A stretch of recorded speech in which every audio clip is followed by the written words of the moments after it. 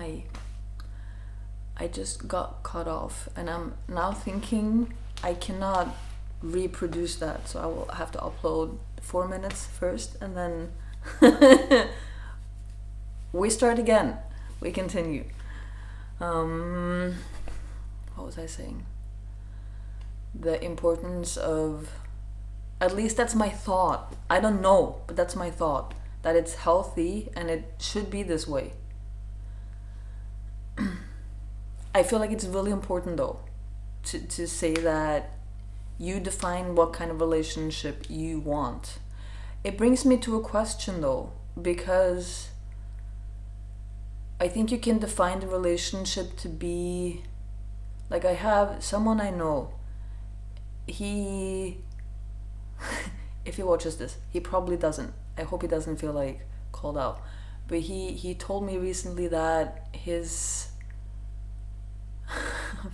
because he's dating someone, and I asked why you don't want to be, because they seem like such a good fit.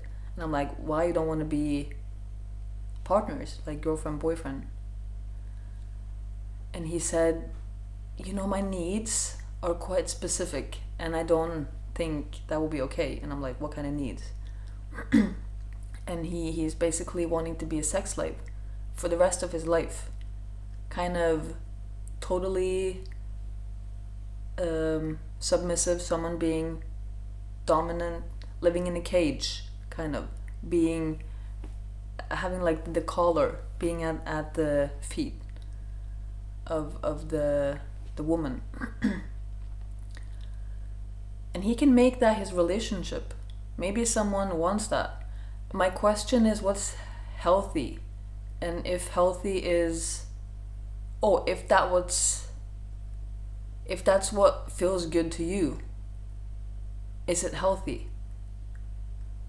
Like, I really don't know. It's same with, I'm afraid of stepping into this, but when so many people, at least it seems like so many people wants to change, they're born a boy or a girl and they want to change, and I'm like, I'm all for people doing what feels right to them, and at the same time I'm like, what's right? Or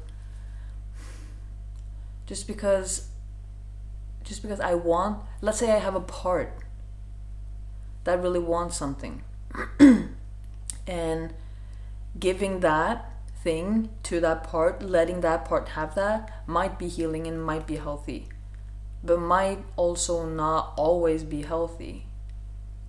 Maybe it's a case by case, like, evaluation. And you can argue that if I have a part that really wants to revenge by hurting someone, that, like, if that's what you want to do, then go ahead, go for it. Maybe that's what you need. Maybe that's healthy for your growth or development or healing. But also, so when I'm back to what I said about people coming to me as a practitioner and they want me to be the unconditional parent. So it's this idea that as a parent you love your child no matter what, and it seems like a connection between that and you accept everything that the child does. And I don't think that's true. I don't think that's accurate. It's so interesting because in sessions lately I am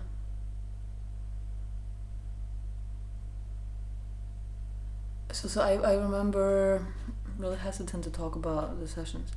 I remember a friend of mine, and she told me about this retreat or this workshop she was on, and she had gone into a part that was completely like me, my needs, my completely own bubble, like narcissistic kind of behavior. And And it was a couple leading the workshop, and I think the woman had sat with her and be like, see how narcissistic you are, see how much locked in you are in your own bubble, see how self-centered you are. And she just kept saying that. Probably not with the tone I just said, though. but kind of like mirror that, I think. And is that the right method or not the right method? I don't know, but my friend said eventually that had penetrated her awareness. It reached her, and she was like, wow, I'm completely just thinking about myself here. Like, she woke up to that. And I think at least that point of awareness should be reached, because maybe that's what she wants. Maybe she wants to just not consider other people.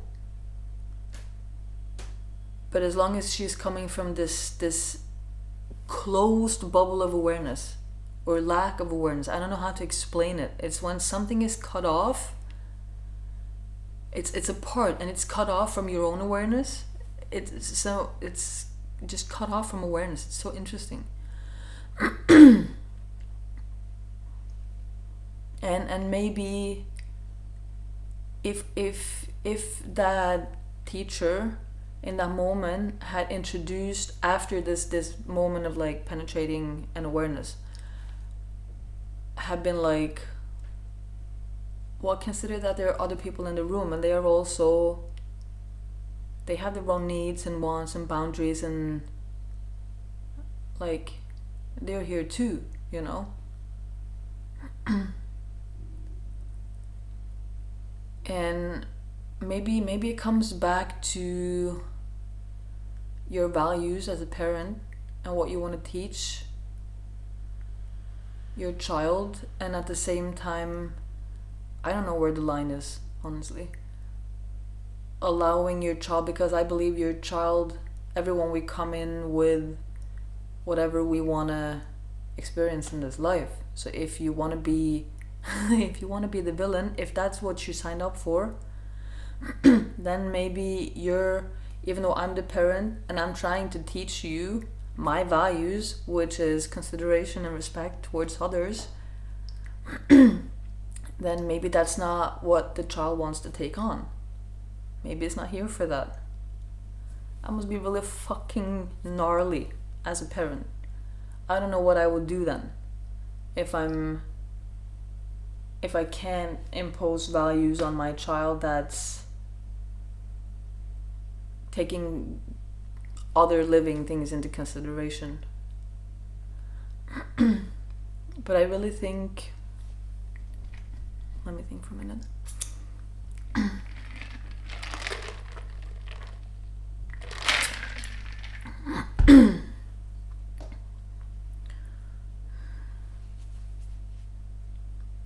Like I've had clients that were really triggered by my questions. Like I make inquiries, I want to understand, and they get super triggered and they don't want questions. It's same. I had so this is my, how to say this, like I'm working on the premise that my client wants connection, which is my assumption, but that's also what they say that they want. They want relationships and they want connection. So it's not purely my want that I put on them. So I had a session where I was pushing the boundaries, you know, really like walking the fine line. And I was trying to get to that, like that when you penetrate and that moment of awareness, like that moment of connection comes, I was trying to get to that, because until that point is there, you can't make a conscious decision. You have really no free will, or at least that's what it feels like to me. So I'm trying to get to that, and I know that will hurt, because in this bubble, there's so many beliefs about what's going on that's not necessarily accurate. They have probably, I imagine, let's say a similar situation with, let's say their mom had, I'm just making up things now. Maybe it makes sense, maybe it doesn't. Maybe they had a mom that really reached for them for the child to be there for them, so that they could unleash on the child, for instance, because they felt like it was the child's fault that they were in pain, something like this. So this reaching feeling to like really grab onto their focus or awareness, which is now similar as what I'm doing, trying to reach them. So maybe back then they protected themselves, so they closed off into this capsule, this bubble, and now they have all these beliefs like people only want to abuse me, people don't respect my boundaries, people violate me, people only care about themselves. If I give them my focus, I will be berated, like things like that, which was true then, but it's not true now. But it will not register. What's registered is my penetrating focus and trying to get, like, grab them, get the connection, and they think all the other stuff is also true. So it will be very painful, and it will feel like a complete boundary violation. This is really difficult, actually, as a practitioner, to navigate that.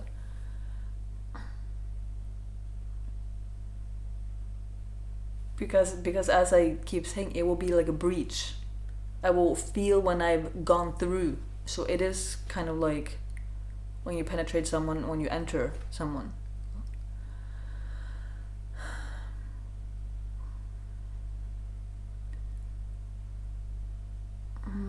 Well, I was going somewhere with that. And now my mind went to sexual violations and boundaries, and that was a different place. That was a different place to go.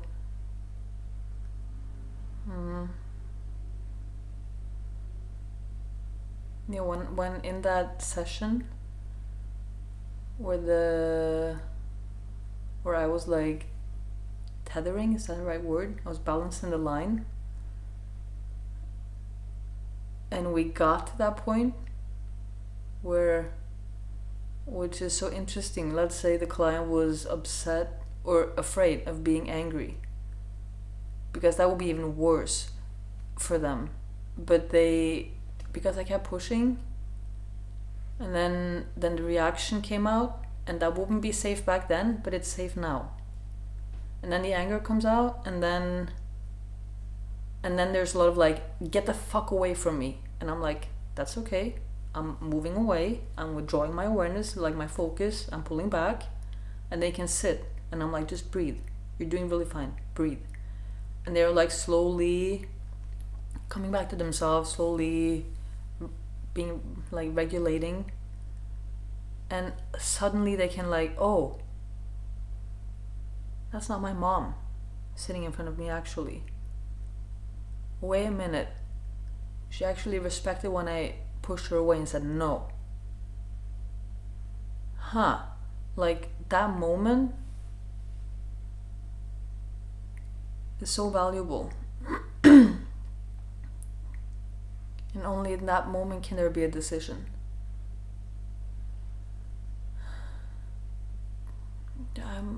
I want to go back to one of my clients. So let's say there's a client, and the client has two parts, and I think this is very common. I'm speaking as much about myself. This was me as well. Was. And so one part wants, and this is again back to, it's different when you're a child and you haven't yet been fucked up. You don't hold all the shame, you don't hold all the past experiences, so it's different. Because back then you learned, now you're unlearning and learning, so it's different. So where was I? So there's one part that just wants unconditional love in my current client, which that will also be the same for a child, right? The child wants to be loved unconditionally, which is perfectly possible to love a child unconditionally. Part of that, or it doesn't mean that, like, you love the child unconditionally, you don't let the child hurt itself. Wait, man, I can go into so many nuances here. It's just as a general rule, if your kid, baby, is about to put their hand on a hot plate or walk off cliff, like, or into traffic, you stop them, which is healthy. Like, you're responsible for the child. But so the client has that need for unconditional love, and it also has like a fixing part. So many people come to therapy to fix themselves, myself included, for years.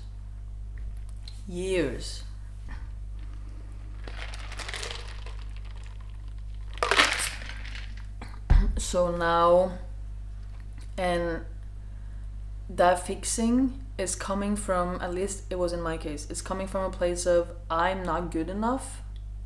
No matter what I do, I cannot get it right, and I am not loved. Something's wrong with me.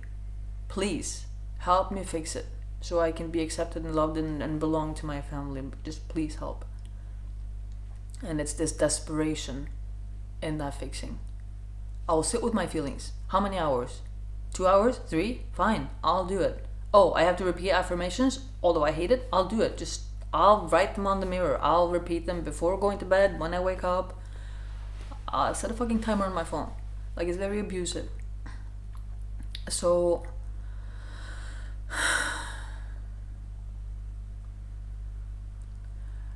it's a desire to fix, but the underlying need is, I need to be okay as I am.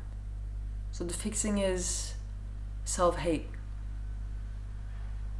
and it's very driven. So because there's, again, this bubble, this part doesn't know that what it really, or it's not fully aware that what it really needs is love and acceptance here and now. And even getting to that place might be a whole set of new triggers. But man, this is so complex for my brain. So anything in that session, let's say the fixing part will be so desperate about, what can I fix about myself? I'm paying money for this, putting effort into this, I've done so for years, so tell me what I need to do.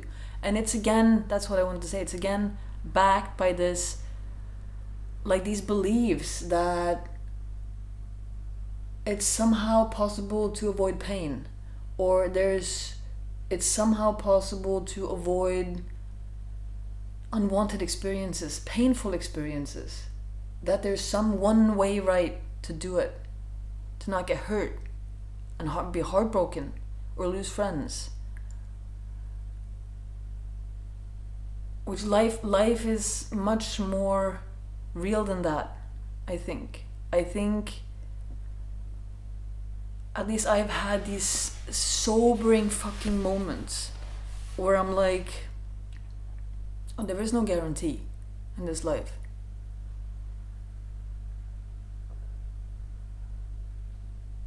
And maybe at first I was like, oh, I can do anything right, whatever that is, and still it doesn't work out. And then I found new empowerment, and I'm like, oh, but I can follow, as long as if I follow my own truth, and if I do what's in alignment for me, then it will pan out. No, doesn't necessarily even that. The reward though in that is that at least I have myself all the time, which is what I find one of the most valuable things in my life. Like those, I think we have to get back to those rule of thumbs, kind of. That, like, if this is what I believe, that a life in integrity, a life in alignment, a life where I listen to what's right for me in the moment,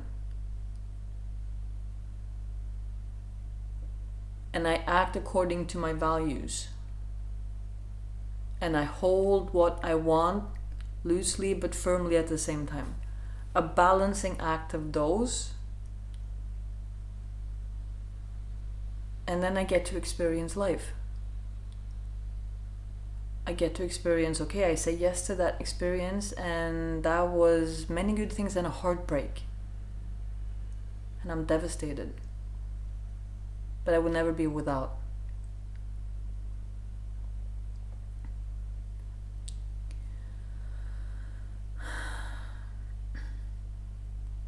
So if I'm going back to the fixing part, so if that fixing part is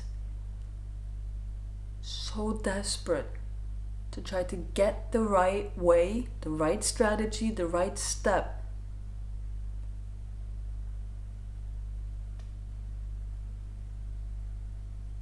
and let me think.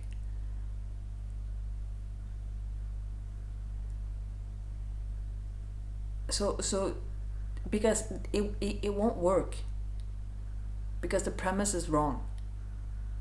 The premise that you can just do it right and then you're loved, that's wrong. As a parent, when you have a child and the child's not perfect, the child will make mistakes. It will fuck up.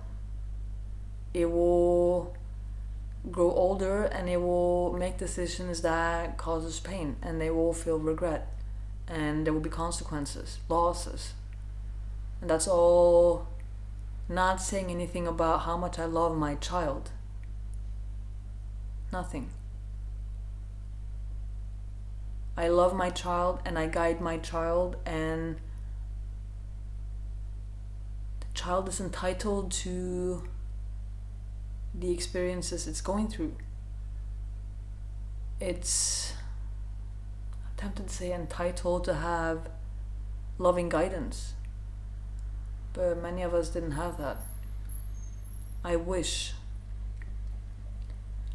we had that, many of us, that we had that person who loved us no matter what, and when we did wrong, we got hurt, we made a mistake, we fucked up, they will be there, they would love us, and they will also help us figure out, okay, you did this thing, and that maybe wasn't the best choice, because you see how it affected the other person?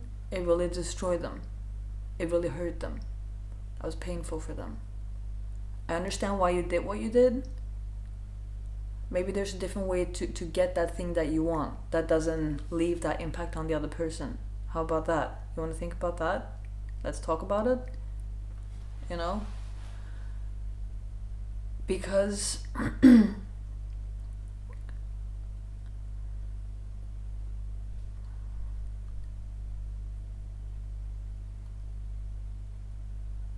I think because we were damaged and we were so not accepted as we are, if I in any capacity try to take on that kind of like role, that the client might have a way of going about something that's not really serving themselves or others, maybe especially not themselves. And they will be so locked in these bubbles that they will be like, I don't know how to explain this.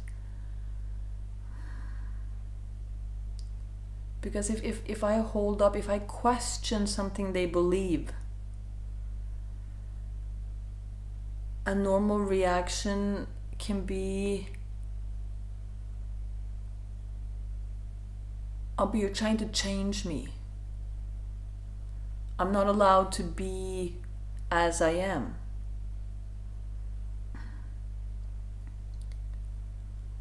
Which is, it is the most difficult place, because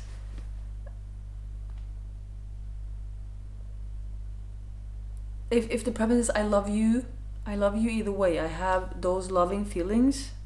I love you. And I have these loving feelings, and you are free to do what you want to do. And there will be consequences also. Even from me. Like if I can love you and adore you and want to have a connection with you, but this behavior is not something I accept in my life.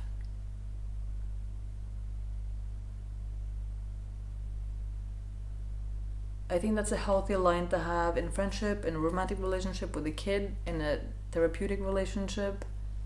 I don't think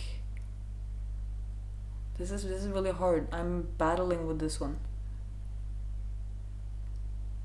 Because I expect, because I'm in the practitioner role, that I should be accepting, unconditionally accepting of everything.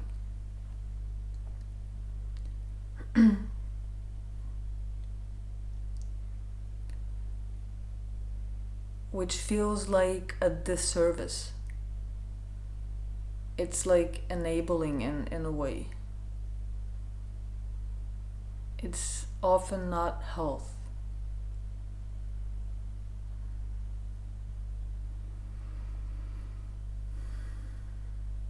At the same time, in the end, it's the client's decision. It's your decision.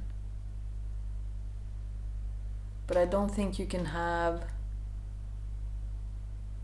if you're in a relationship with someone and you're like, well, but this is how I see it, and I want it to be this way, and I want to be respected in this, and if you want me to do it different, you're trying to change me. That doesn't sound sustainable. It's not really a relationship. Like it's somehow that's so dense and so low. I'm not saying low as in a bad thing. It's just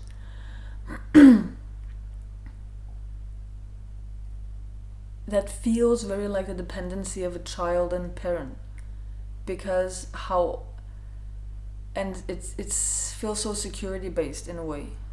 Because if I'm thinking about being in a relationship, I always want the other person to have free will. Like, how to explain this?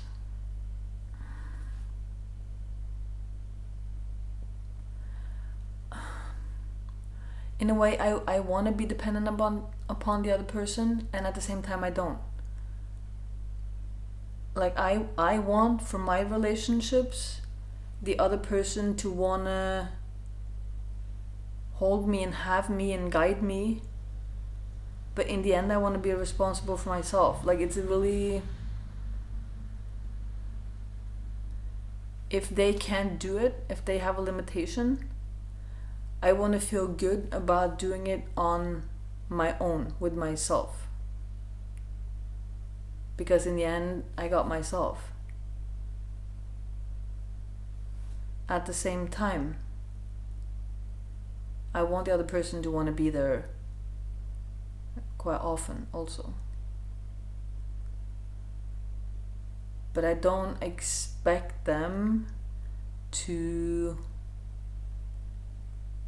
unless it's agreed upon, I don't expect them to battle my parts. if I'm in a part and I'm convinced that they don't love me, and I have no center awareness, if I'm just full on in that part, in that locked bubble, then like, then it's me against my partner. I always want to be a team. So it's different if that part takes over and I'm now arguing with my partner, compared to if I have awareness that this part's present and I want my partner to engage with it, and I'm like, hey, I have this thing going on. Can I drop in and you deal with it? And that awareness is there from the beginning. And there is a common goal of, we're in this together and I'm here for the awareness. I'm willing for the awareness. I want the awareness. That's so different. I wonder if many people maybe expect their partner or friends to kind of just deal with all the, I don't know how to say it, that they think they can just have all these parts run the show, and that if their partner loves them, and like a friend will want to love them as they are and be with that, and accept and tolerate that, maybe.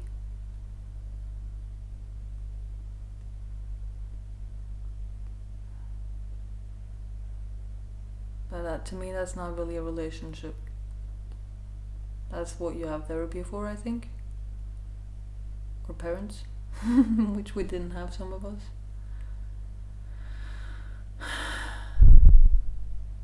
I'm done talking. That I just wanted to get that out. And yeah. That's it. I'll leave.